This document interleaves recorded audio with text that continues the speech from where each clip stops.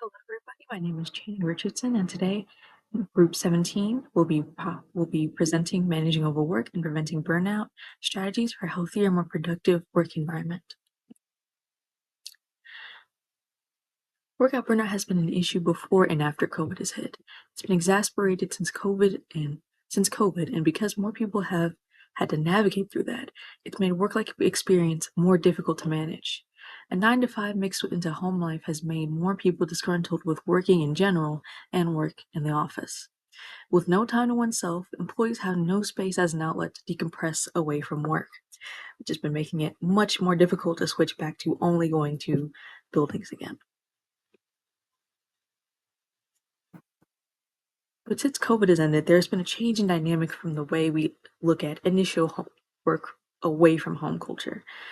With more companies taking these issues into account, there are several ways to resolve burnout in a more manageable way if they choose to look at the issues and work through them.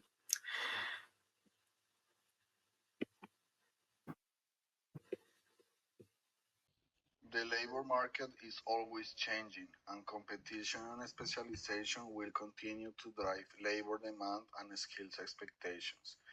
In both manufacturing and service industries, the demands employers impose on their employees are always increasing, while compensation or wages may not increase at the same rate. The age group of the labor force is also changing, and their demands and expectations also change how employers attract and retain talent. Flexible work hours and remote working appear to have become as valuable for job candidates as salary or position. The higher skilled the worker and the more transferable these skills are between different industries and locations, the more chances this worker will have to succeed in landing a job that fulfills most of its expectations and needs. In this sense, workers in higher income areas have higher mobility and larger potential rewards compared to lower income areas, whose lack of infrastructure and investment increases the market gap. The increased market competition forces company managers to redesign their productivity and performance metrics, often measuring customer satisfaction, retention, and marginal value added as relevant metrics. This increases demands on employees, often reflected in longer working hours, increased responsibilities, and uncertain work expectations. In a highly competitive market where resources are limited and variable, workers cannot bargain for work conditions to eliminate burnout. They can only expect mitigation strategies and aftercare remediations. If high income countries cannot afford a decline in productivity and work practices, less would be developing and low income economies. If a country wants to compete in a large market, it will have to use all of its resources efficiently and try to save all possible costs, even if this means working longer hours and increasing employee demands, especially in determinant fields such as healthcare, education, government, and economic growth enterprises, which increases burnout. In the workplace, people will attain beliefs and behaviors from others they admire and consider worthy to learn from. What if the expected behavior from a country or a person is long work hours and an anywhere, anytime availability? Are these expectations for overwork favorable for employees? The answer depends on if company values align with personal ones. Nonetheless, a sociological perspective explored by Lupo and Emson in 2015 would argue that over time the real habits and beliefs of employees have been replaced by those of the company by enforcing thoughts of if the company does good, I will do too. This theory provides a very useful insight about the labor market conditions. Our environment is capable to influence our goals and beliefs, and those who have the tools for adaptations and self care prove to have better outcomes. Therefore, effective communication and education are key to address overwork and burnout. Hello, everyone. My name is Jashonda. Today, we'll be discussing strategies for preventing burnout in both remote and traditional workplace settings.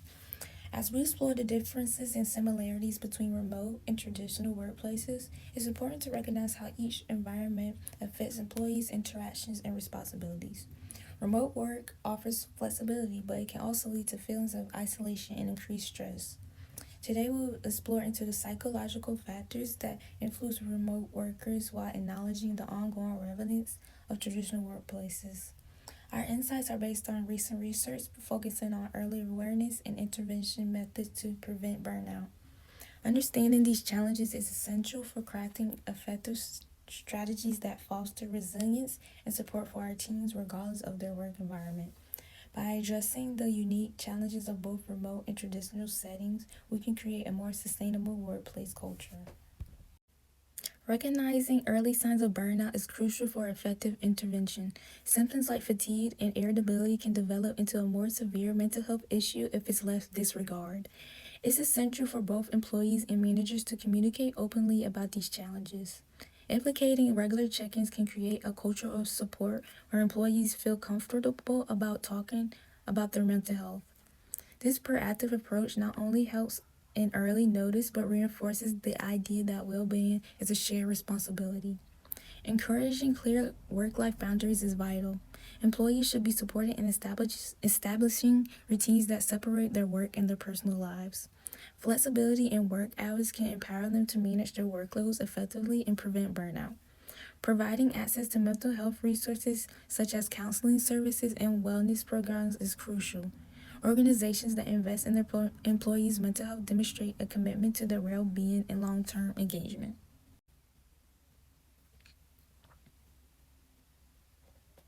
Leadership plays a pivotal role in fostering a culture of support. By calling attention to open communication and trust, leaders can significantly impact employee morale and engagement in both remote and traditional settings.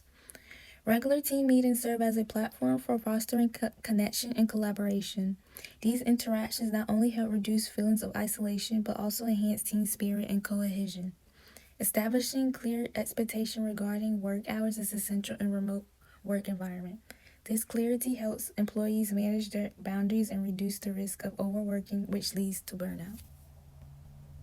Hey, my name is Holton East, and I will be talking about optimizing work environments. So creating an optimized work environment is about more than desks and computers. It's about designing a space that maximizes productivity, promotes collaboration, and supports overall well-being. Today we're going to cover 6 key areas, which are physical layout, technology integration, flexibility, wellness initiatives, personalization, and continuous improvement of the workplace. So when we prioritize these things, we build a workspace that encourages both teamwork and individual focus. So the first thing I want to cover is physical layout. The layout of an office impacts productivity by balancing collaboration and concentration. Open areas make it easy for teams to communicate and brainstorm together, while quiet zones allow for deep, uninterrupted work. Having designated collaboration spaces also enables teams to meet, share ideas, and solve problems without disturbing colleagues. This approach aligns with studies showing that a thoughtfully structured layout enhances both team performance and individual performance. The next thing I want to talk about is technology integration. So technology is essential in connecting employees, especially in today's hybrid work environment. Collaboration tools like Zoom, Microsoft Teams, and Slack, these things help teams stay in sync, share updates, and manage projects efficiently while being remote. So cloud storage solutions such as Google Drive and Dropbox also make resources available from anywhere. All of these together promote real-time collaboration even when employees aren't in the same physical space. This connectivity reduces delays, improves transparency, and fosters teamwork. A good example of this was during COVID when a lot of companies had to start working remote just to be able to still achieve different goals without having everybody in the same room. The next thing I want to talk about is flexibility. So flexibility in where and when people work has become a top priority for productivity and job satisfaction. So offering remote work options and flexible schedules allows employees to work in their preferred environments and at their most productive times. So, customizing the workplace to support varied work styles, like adding quiet zones or letting employees work from home part time, can help with things like boosting morale and will also empower employees to contribute their best efforts. The next thing I want to cover is wellness initiatives. So, wellness is a critical factor in optimizing productivity and reducing burnout. So, the physical ways that we can help with this are like gym memberships or on the site, fitness classes, and mental health resources like therapists, counseling services, and mindfulness programs. Those are all mental ways to help with wellness. All these together support employees' overall well being, encouraging a healthy work life balance through flexible breaks, mental health days, and regular wellness check ins, promote a more engaging and motivated workforce.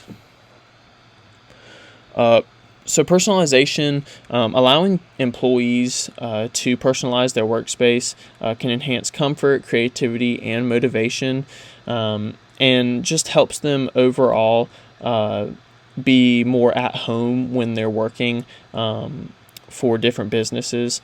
Them putting in their personal decor will help employees feel at home, which can improve focus and morale. Providing options like standing desks, noise canceling headphones, or designated quiet areas demonstrates that the organization values individual comfort and productivity.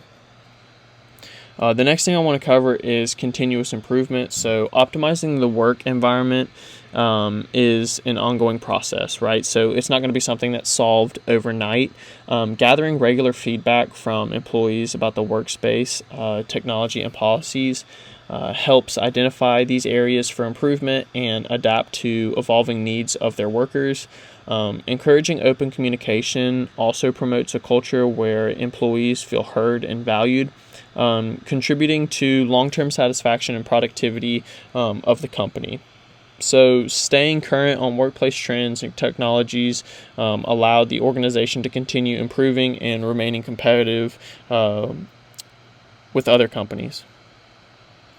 So just to conclude, a productive work environment combines smart layout, flexible policies, wellness support, personalization, and continuous improvement. This approach not only enhances productivity, but also fosters a collaborative and supportive workplace where teams and individuals can thrive. And then just to finish off, I want to thank you for your time. So, in the end, with that, there are several ways to improve and call out workplace burnout. With several flexibility strategies for support and better work environments, more employees can start seeing improvements from their previous burnouts. And with time, we might even see a reduction in overall workplace burnout using these practices, something that we can all take advantage of in the future, especially if we all stay mindful. Here are our cited sources. And I want to thank you so much for your time in your day. And I just like to thank you again. Please have a nice day.